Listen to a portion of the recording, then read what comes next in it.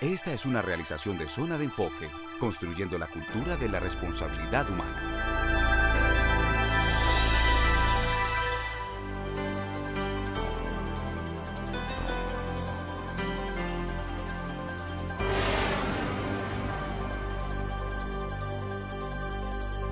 Soy médico, actualmente estoy haciendo el doctorado de Salud Pública en la Universidad Nacional y mi proyecto de trabajo es sobre política social y envejecimiento en Colombia.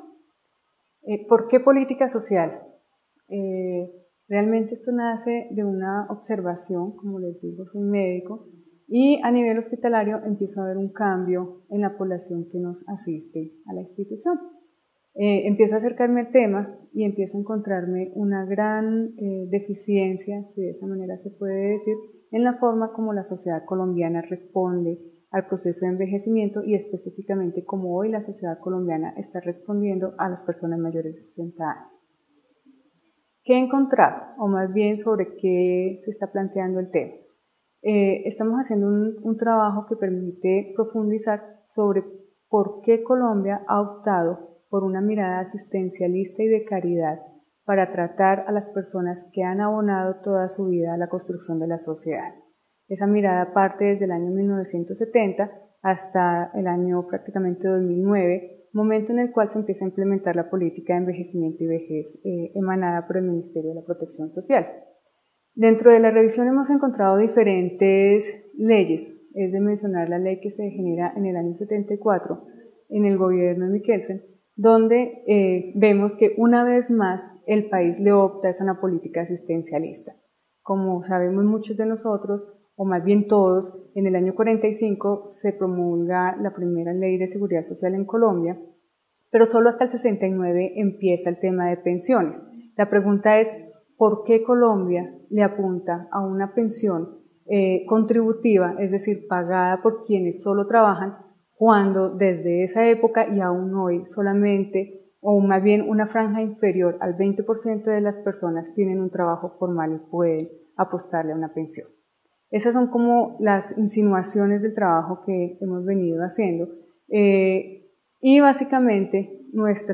digamos que nuestro marco de interacciones, porque hoy continuamos pensando que debemos hacer un esfuerzo por pensiones individuales, que debemos hacer un esfuerzo por planes obligatorios de salud que no son universales, que como su nombre lo dice restringen el acceso a los servicios de salud, y por qué no nos hemos cuestionado sobre más de 7.000 indigentes que hoy rondan las calles de Bogotá y más del 21% de las personas que mueren por homicidio en personas mayores que son generadas dentro del mismo núcleo de su residencia familiar.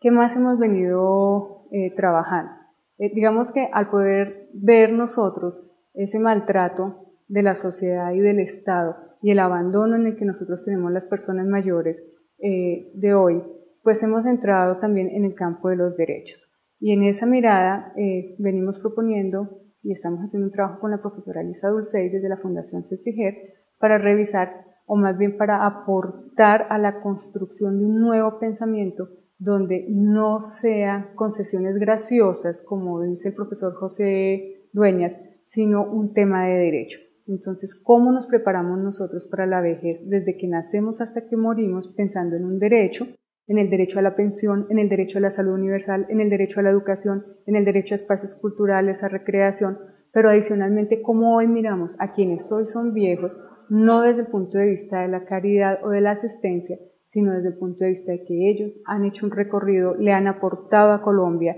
han construido un país, son ciudadanos colombianos y tienen el derecho a una pensión, tienen el derecho a un acceso universal en salud, tienen el derecho a continuar su educación, tienen el derecho a sentirse reconocidos y reconocer y sentir a los demás ciudadanos. El objetivo final del trabajo cuestiona la sociedad y cuestiona la forma en como la sociedad colombiana ha aceptado tener indigencia, ha aceptado tener personas que mueren de hambre, ha aceptado tener personas que hoy, pese a dificultades, no logran conseguir trabajo, y acepta de una manera inclemente y pensando en que lo que debemos dar son migajas, cuando en realidad son derechos lo que debemos procurar y promover.